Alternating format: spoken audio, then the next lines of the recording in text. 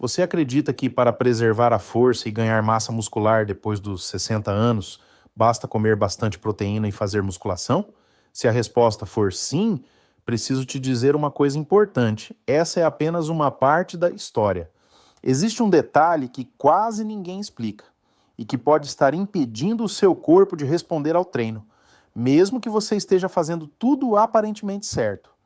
Você pode frequentar a academia várias vezes por semana, consumir ovos, carnes, frango e até suplementos caros. Ainda assim, pode perceber que os músculos continuam diminuindo, a força não melhora e as dores parecem aumentar com o passar dos anos. Isso acontece com milhares de pessoas e, na maioria das vezes, o problema não está na falta de esforço. Antes de continuar, aproveite para se inscrever no canal e deixar o seu gostei. Assim, você recebe conteúdos baseados em ciência e envelhecimento saudável, sem promessas milagrosas e com orientações que realmente podem fazer diferença na sua qualidade de vida.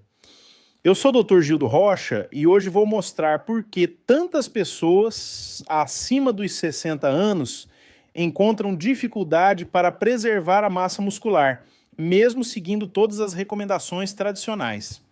E também vou explicar qual componente costuma ser ignorado quando o assunto é força, mobilidade e recuperação muscular. Mas eu preciso que você fique comigo até o final dessa explicação. Existe um hábito muito comum e alguns alimentos que parecem inofensivos, mas podem atrapalhar completamente esse processo quando consumidos da maneira errada. Conhecer esses detalhes pode mudar a forma como você cuida da sua saúde daqui para frente. Quando falamos em construção muscular, a primeira palavra que normalmente vem à cabeça é proteína. Afinal, ouvimos o tempo todo que basta aumentar o consumo de proteínas e treinar pesado. E não há dúvida de que a proteína é essencial. O problema é imaginar que ela faz todo o trabalho sozinha. Os músculos não funcionam isoladamente. Eles dependem de tendões fortes, ligamentos resistentes, articulações saudáveis e de uma estrutura capaz de suportar toda a força produzida durante os movimentos. E essa estrutura depende, em grande parte, do colágeno. O colágeno é uma das proteínas mais abundantes do organismo. Ele participa da sustentação dos músculos, da resistência dos tendões, da saúde das cartilagens e da integridade das articulações. Em outras palavras, ele funciona como a base que permite que toda a estrutura muscular trabalhe de forma eficiente. O grande problema é que, com o envelhecimento, a produção natural de colágeno diminui progressivamente. Depois dos 60 anos, essa redução se torna ainda mais evidente. É justamente nessa fase que muitas pessoas começam a perder força, apresentam maior dificuldade para recuperar os músculos após os exercícios e percebem que o corpo já não responde como antes. É exatamente aqui que começa a explicação que poucas pessoas conhecem. Agora, existe um detalhe que faz toda a diferença e que raramente é explicado durante uma consulta comum ou em vídeos na internet. Muitas pessoas acreditam que basta ingerir mais proteína para recuperar a massa muscular. Mas imagine construir uma casa apenas comprando tijolos, sem preparar a fundação. Os materiais estão ali, mas a estrutura não consegue sustentar a construção. Com o nosso corpo acontece algo muito parecido. As fibras musculares precisam de uma matriz de sustentação para crescer, se reparar e transmitir força. Essa estrutura envolve tendões, ligamentos, cartilagens e tecidos conjuntivos, todos ricos em colágeno. Se essa base está comprometida, o organismo encontra muito mais dificuldade para aproveitar os nutrientes necessários para a recuperação muscular. É exatamente por isso que tantas pessoas treinam regularmente, aumentam o consumo de proteínas e, mesmo assim, não conseguem perceber ganhos significativos de força. Não é porque o treino esteja errado. Muitas vezes, o problema está na qualidade da estrutura que sustenta esses músculos. Com o avanço da idade, a produção natural de colágeno diminui de forma progressiva. Esse processo faz parte do envelhecimento e contribui para alterações importantes no organismo. A perda de elasticidade dos tecidos, o desgaste das articulações, a redução da resistência dos tendões e a diminuição da massa muscular caminham juntas ao longo dos anos. Na medicina, Nós chamamos essa perda progressiva de massa e força muscular de sarcopenia. Ela aumenta o risco de quedas, reduz a autonomia e interfere diretamente na qualidade de vida. A boa notícia é que existem estratégias que podem ajudar a minimizar esse processo quando adotadas de maneira adequada. É justamente nesse ponto que muita gente acaba cometendo outro erro. Ao descobrir a importância do colágeno, corre para comprar suplementos acreditando que todos oferecem o mesmo resultado. Mas a realidade é um pouco mais complexa. Nem toda fonte de colágeno apresenta-se a mesma composição, a mesma digestibilidade ou a mesma disponibilidade para o organismo. Isso não significa que suplementos não tenham utilidade. Eles podem fazer parte da estratégia em situações específicas. O que significa é que confiar apenas em um produto industrializado, sem olhar para a alimentação como um todo, dificilmente produzirá os resultados que muitas propagandas prometem. Outro hábito bastante comum é acreditar que qualquer caldo preparado com ossos oferece grandes quantidades de colágeno. Embora alguns caldos possam fornecer nutrientes importantes, a concentração de colágeno varia bastante conforme o tipo de preparo, o tempo de cozimento e a matéria-prima utilizada. Então surge uma pergunta muito interessante. Existe alguma fonte alimentar naturalmente rica em colágeno que possa contribuir para essa estrutura tão importante do organismo? A resposta é sim. Existem algumas opções simples, acessíveis e conhecidas há muito tempo por diferentes culturas, mas que acabaram sendo esquecidas com o passar dos anos. E uma delas costuma surpreender praticamente todo mundo quando descobre o potencial nutricional que possui. Entre as fontes alimentares que mais chamam a atenção quando falamos de colágeno, naturalmente presente nos alimentos, existe uma que durante muitos anos foi ignorada por preconceito ou simplesmente por falta de informação. O caldo concentrado preparado com pés de frango.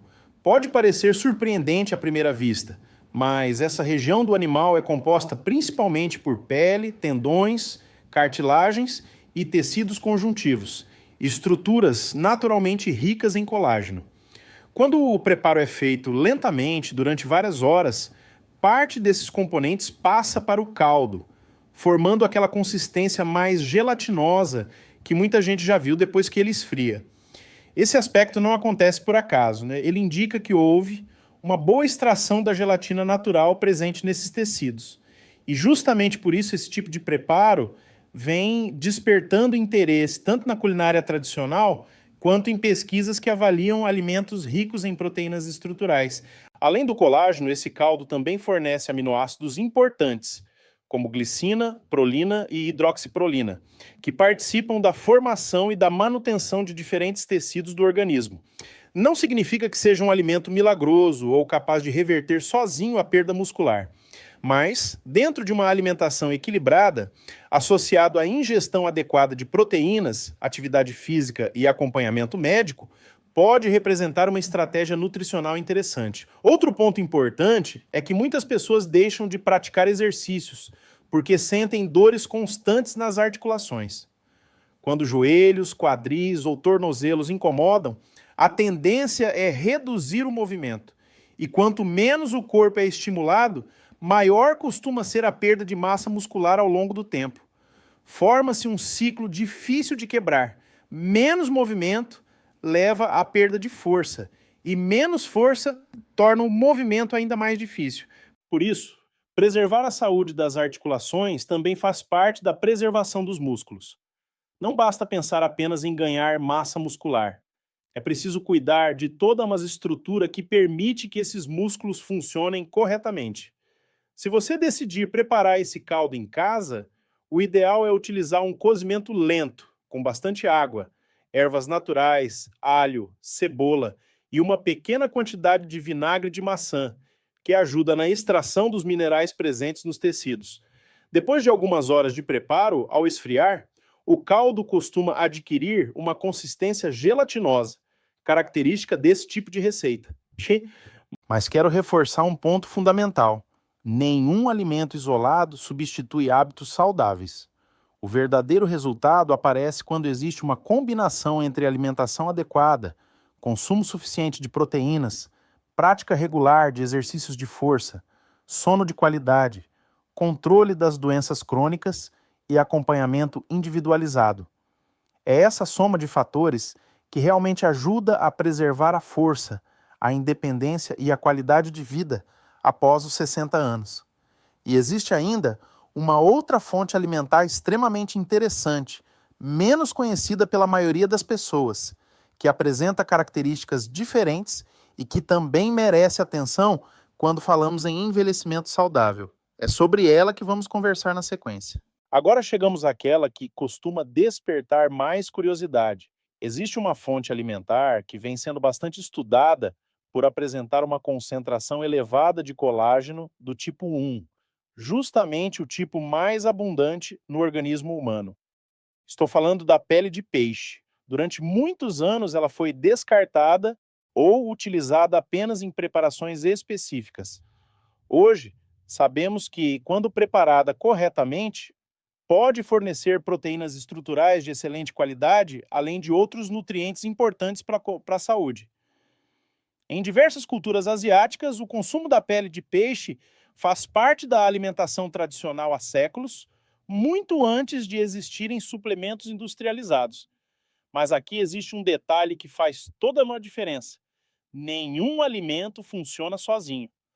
Não adianta consumir pele de peixe, caldo de pé de frango ou qualquer outro alimento rico em colágeno se você continua sedentário, dorme mal, fuma, exagera no açúcar e não oferece estímulo para que seus músculos sejam preservados. O organismo precisa de movimento, precisa de exercícios de força adaptados à sua condição física, de uma ingestão adequada de proteínas distribuídas ao longo do dia, de vitaminas e minerais suficientes e de um sono reparador. É durante esse conjunto de processos que ocorre a recuperação muscular. Por isso, desconfie sempre de qualquer promessa de resultado rápido ou de alimentos apresentados como milagrosos. A ciência mostra que o envelhecimento saudável depende da combinação de vários fatores e não de uma única solução. Se você tem mais de 60 anos ou conhece alguém que está percebendo perda de força, dificuldade para levantar da cadeira, subir escadas ou carregar objetos que antes eram leves, encare esses sinais como um alerta. Quanto mais cedo começarmos a agir, maiores são as chances de preservar a independência, a mobilidade e a qualidade de vida por muitos anos.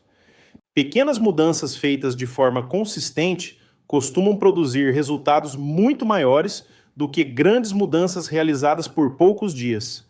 Alimentação equilibrada, exercícios resistidos, acompanhamento médico e hábitos saudáveis continuam sendo as ferramentas mais eficazes para combater a perda de massa muscular relacionada ao envelhecimento.